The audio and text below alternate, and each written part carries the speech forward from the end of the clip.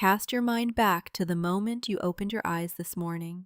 Perhaps the sunlight filtering through your window felt unusually tender, or the aroma of your morning coffee promised a flawless day. You stepped out the door with a lightness in your step, convinced that the universe was finally on your side. But then, a stranger roughly shoves past you on the crowded commute with a disdainful click of their tongue. Or you arrive at the office only to be met with the glacial, dismissive gaze of your superior. Or perhaps a supposed friend casually drops a thinly veiled, passive-aggressive remark that lands heavy on your chest. Just like that, the immaculate sunlit sky of your mind is violently overcast. Thunder rolls in. Your heart beats in an erratic, anxious rhythm. Heat rushes to your face. For the rest of the day, you are trapped in a miserable loop, replaying their expression, their tone, the sheer audacity of the moment. Why would they speak to me like that? Did I do something to provoke them? Are they looking down on me? In the endless, agonizing spiral of overthinking, your day's fragile peace shatters into a million irreparable pieces. You have officially hit rock bottom. It is a bizarre and deeply unfair paradox, is it not? It is your mind. It is your mood. So why, pray tell, are you not the one in charge of it? Why do we allow a stranger's fleeting remark or an indifferent glance to hurl us between heaven and hell? If you think about it, you have effectively handed over the remote control of your emotional state to a complete outsider. They press despair and you obligingly spiral. They hit rage and you burn. They click anxiety and you tremble. You have walked through life utterly convinced that you are the sovereign ruler of your own existence. Yet, the climate control of your inner world has always been outsourced to the whims of the world. Today, we are going to look intimately and rather tenderly at this grotesque yet universal habit of surrendering our emotional remote control. Why are we so pathetically vulnerable to the judgment of others? And more importantly, how do we snatch that remote back to forge an unshakable fortress of inner peace? Through the clinical lens of biology and the profound, timeless wisdom spanning both East and West, we shall find our answers. So pour yourself a warm cup of tea, make yourself comfortable, and allow me to guide you through this journey of internal reclamation. First and foremost, spare yourself the exhaustion of self-pity and guilt. Many of you look at your own fragility and lament, "Why am I so sensitive? Why is my mind so weak?" Let me stop you there. Your hyperreactivity to the gaze of others is not a character flaw. It is a highly efficient, perfectly natural piece of evolutionary hardware. Deep within your brain sits a tiny almond-shaped cluster called the amygdala. Think of it as a hypersensitive fire alarm, one that has been keeping humanity alive since we were scurrying across the African savanna, dodging apex predators. In the primitive world, humans lacked sharp fangs, swift legs, or thick hides. We were embarrassingly vulnerable. Our single saving grace was our ability to stick together. To be cast out from the tribe meant being devoured or starving alone. Social rejection was a literal death sentence. Therefore, your brain evolved to become a spectacular paranoid radar, acutely reading every micro-expression, vocal shift, and mood change of those around you. A signal of rejection, a sneer, a flash of anger was just as lethal to our ancestors as the rustling of a tiger in the brush. When someone offers you negative feedback today, your primitive amygdala slams the panic button. Danger.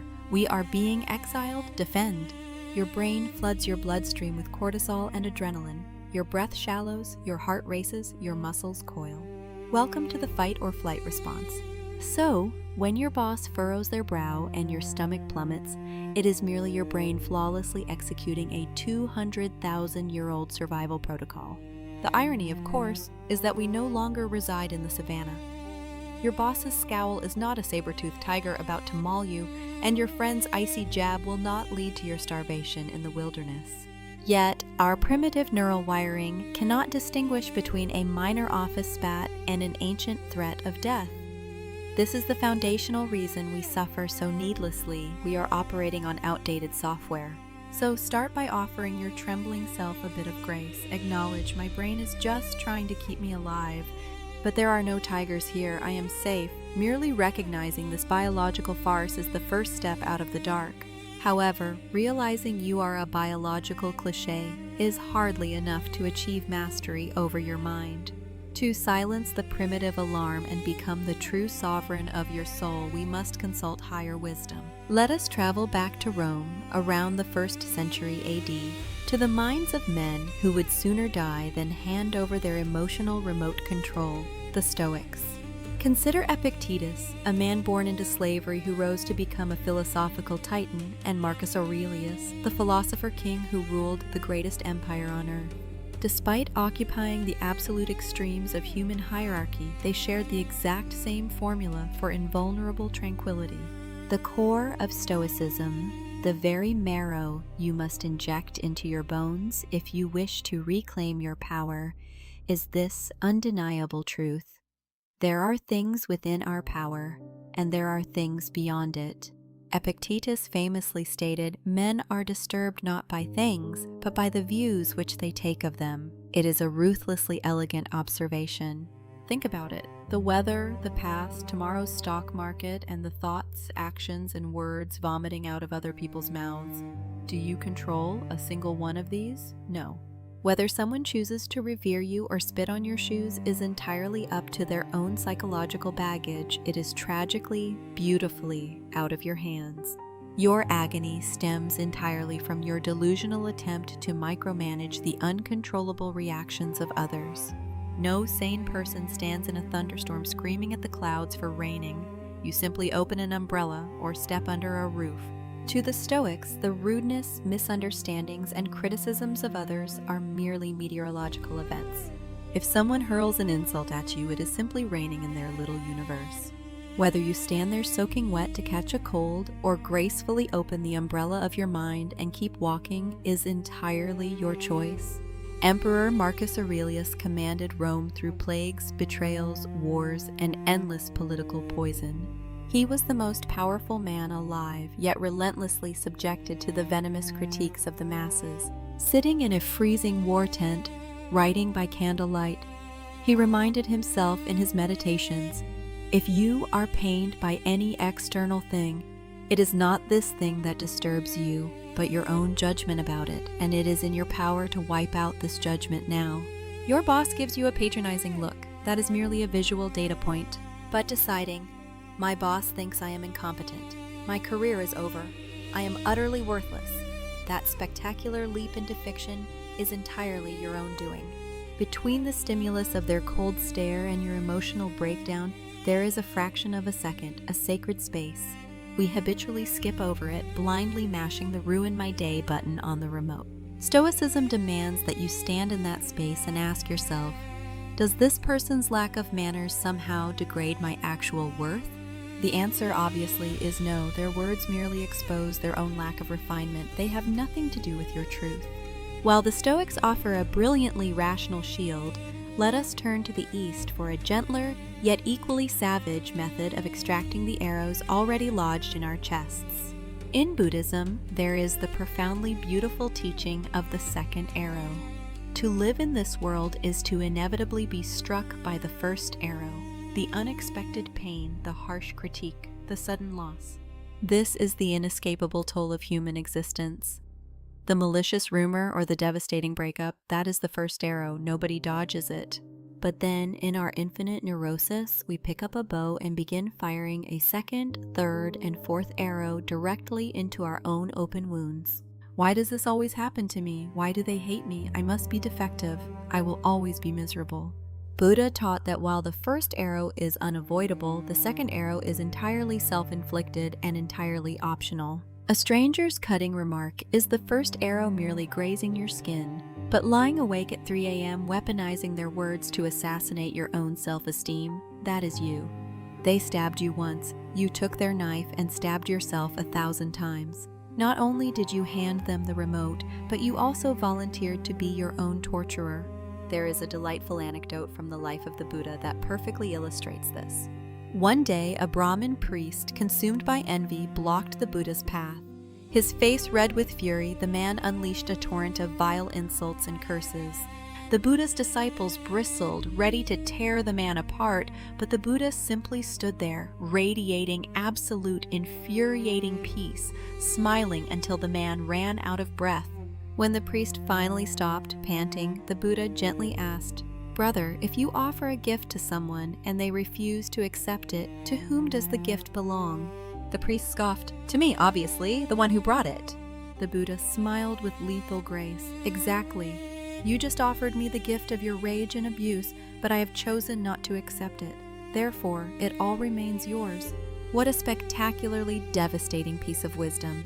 The contempt, the mockery, the sheer toxicity others throw at you, these are their pathetic little gifts. And yet we subconsciously snatch these boxes of garbage out of their hands, tear them open, and cry, "How dare you give me this filth?"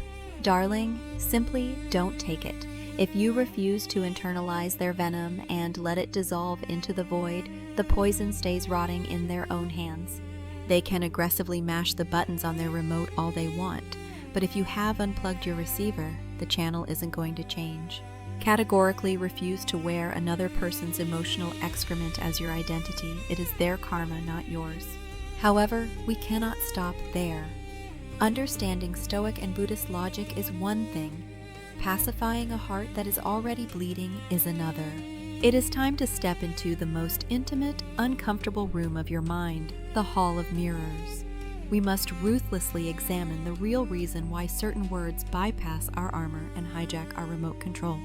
Think about the insults you brush off daily. If someone were to say, "Your skin is bright green," you would laugh in their face and assume they were intoxicated. Zero emotional damage. Why? Because you possess the absolute, unshakable certainty that your skin is, in fact, not green. But if someone calls you selfish or dismisses your work as amateur, and your heart plummets into your shoes, leaving you bedridden for days, what does that actually mean? The brutal truth is this: their arrow only hurt because it struck a wound that was already festering. Their words acted as water on the dormant seeds of your own self-doubt. Maybe I am an imposter. Maybe I am unlovable. Maybe I have to perform perfectly to avoid being abandoned. Psychology calls this projection and wounding of the inner child. You are not screaming because they shot an arrow. You are screaming because they accidentally bumped into a bruised rib you've been hiding for years. Other people are merely mirrors. Your violent emotional reaction is not proof of their cruelty, but an agonizing distress signal from your own soul begging for healing. So the next time someone's offhand comment summons an emotional hurricane, do not waste a single drop of energy plotting their demise. Turn your gaze inward.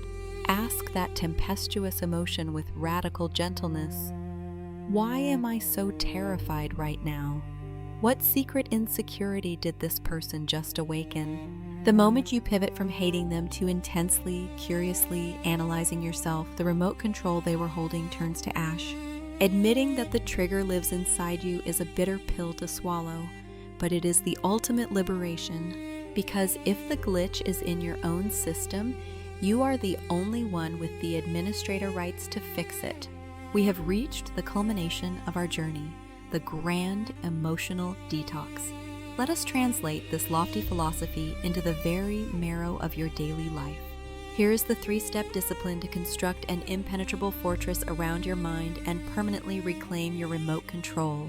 First, the sacred pause. As Viktor Frankl profoundly noted, between stimulus and response there is a space. In that space is our power to choose our response. In our response lies our growth and our freedom. When someone grazes your nerves, abort the automatic reflex to shrink or strike back. Give yourself the luxury of exactly 3 seconds. Inhale deeply, grounding your feet to the earth. Exhale and let your shoulders drop. This microscopic pause forcibly yanks you out of the primitive amygdala's chokehold and returns you to your rational, aristocratic prefrontal cortex. You are essentially unplugging the device. Second, detach and identify. Do not let the tidal wave of emotion convince you that you are drowning. In Eastern meditative practices, you are not your emotions. You are the vast, indifferent sky, and your feelings are merely passing clouds. When fury rises, do not say, "I am angry." You are not anger. Say, "Ah, the guest of anger is visiting me right now," or "A dark cloud of humiliation is passing through." The moment you observe an emotion instead of becoming it, it loses its fangs and dissipates. Remember your magnitude. You are the sky, not the weather. Third, construct the inner sanctuary. When someone attempts to hand you their garbage, train your internal monologue to emulate the Buddha. Tell yourself, "That is terribly unfortunate for them, but it has absolutely nothing to do with my worth." Return to sender. You must build a psychological sanctuary where you are unconditionally supported by the only person whose opinion actually matters, yourself. Strip off the suffocating, heavy garments of public approval. Define your own metrics for success and grace. Declare with absolute authority that you are the sole author of your narrative. My darlings, there is no such thing as living entirely immune to the friction of other humans. You will still get your feelings hurt. You will still cry. Snatching the remote control back today does not mean you transform into an unfeeling marble statue tomorrow. You might occasionally drop it again and curse yourself for it. And that is perfectly fine. What matters is that you now know who the remote actually belongs to.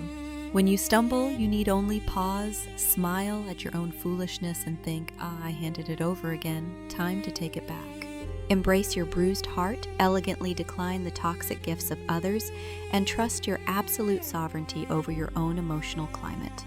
That simple, unyielding faith will elevate your existence to a dimension of peace others only dream of. If your shoulders feel heavy today because of a stranger's judgment or a careless word, wrap your arms around yourself right now. Give yourself a gentle squeeze. Tell yourself, you survived today. Their words are not your reality. You are the guardian of your own peace. You are far too magnificent, far too complex to be reduced to the petty evaluations of passers-by. Never forget the radiant, silent sanctuary that rests deep within you, utterly untouched by the storms outside. I hope this mindful expedition has thawed the frost from your heart and served as the perfect antidote to your surrendered sovereignty. If this bitter pill of truth from the philosophy goddess enlightened you, if you actually wish to stop living as a puppet dancing to the whims of the mundane masses, then do not forget to subscribe, like, and hit the bell. Or don't, and continue letting every passing fool dictate your daily weather. The choice, as always, is entirely yours. This has been Lofia. Have a devastatingly peaceful night.